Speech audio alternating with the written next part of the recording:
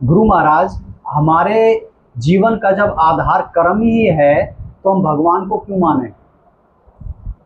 हमारे जीवन का जो आधार है वो कर्म है,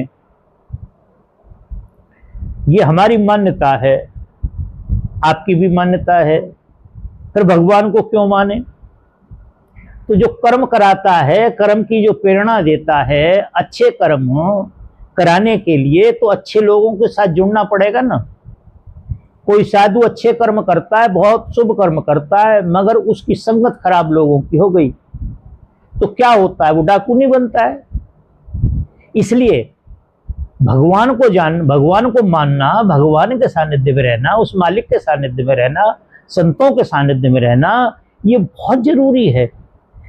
इसी से हमारे कर्म उत्तम होंगे, इसी से हमारे कर्म सुधरेंगे और इसी से हमारे कर्मों में प्रखरता आएगी। बिना हम किसी का सहारा लिए संसार का भी कोई काम नहीं कर पाते हैं, तो वो तो कर्म वहां का है।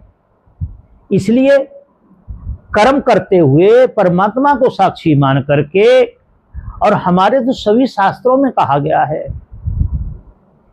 कि आप दृष्टा बन जाएं। क्या बन जाए? दृष्टा बन जाएं, परमेश्वर के ऊपर निगाह रखें और फिर कर्म करते रहें। फिर कर्म का फल नहीं आपको व्यापेगा, कर्म का फल आपको नहीं भोगना पड़ेगा। जिसके आदेश पे कर रहे हैं, परमात्मा के आदेश पे कर रहे हैं, तो उसका अच्छा बुरा जो है वो परमात्मा को भोगना पड़ेगा, न कि आपको भोगना पड़ेगा। और परमात्मा कर्म कभी भोगता नहीं है, तो इसलिए परमात्मा बहुत जरूरी है।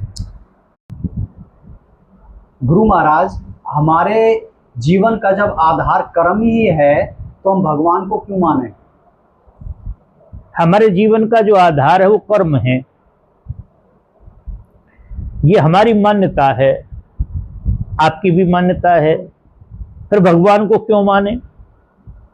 तो जो कर्म कराता है, कर्म की जो प्रेरणा देता है, अच्छे कर्म कराने के लिए तो अच्छे लोगों के साथ जुड़ना पड़ेगा ना। कोई साधु अच्छे कर्म करता है, बहुत शुभ कर्म करता है, मगर उसकी संगत खराब लोगों की हो गई तो क्या होता है? वो डाकू नहीं बनता है।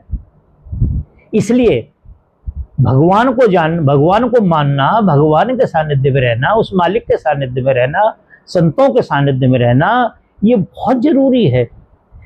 इसी से हमारे कर्म उत्तम होंगे, इसी से हमारे कर्म सुधरेंगे और इसी से हमारे कर्मों में प्रखरता आएगी। बिना हम किसी का सहारा लिए संसार का भी कोई काम नहीं कर पाते हैं, तो वो तो कर्म वहां का है। इसलिए